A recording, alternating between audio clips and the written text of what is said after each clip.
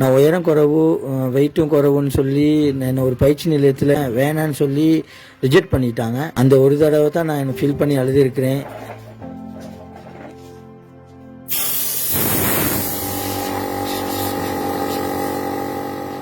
டிக்கோயா போடைஸ் பகுதியில் வசிக்கும் இந்த சர்வா தோற்றத்தில் சிறியவர்.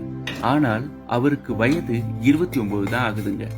ஆனாலும் உருவக்கேலி இந்த உலகத்துல மிக அதிகமாக இருக்க போதிலும் எதையும் பற்றி கவலைப்படாம உழைத்து மற்றவர்களுக்கு சுமை இல்லாமல் வாழ்ந்து கொண்டிருப்பவர் தான் சர்வா.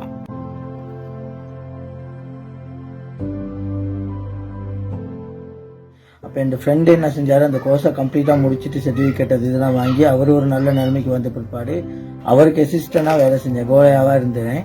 அப்போ அவர் மூலமாக தான் இந்த தொழிலை நான் கற்றுக்கிட்டு இப்போ தனியாக நான் சொந்தமாக ஒரு கேரேஜ் ஒன்று இப்போ செஞ்சுக்கிட்டு இருக்கிறேன்.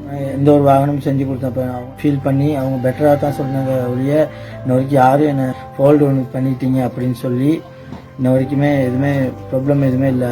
அப்பா அம்மா தம்பி எல்லாமே கொஞ்சம் தூரத்தில் இருக்கிறனால இப்போ எனக்கு மனைவி கொஞ்சம் நல்லா சப்போர்ட்டிவாக இருக்காங்க.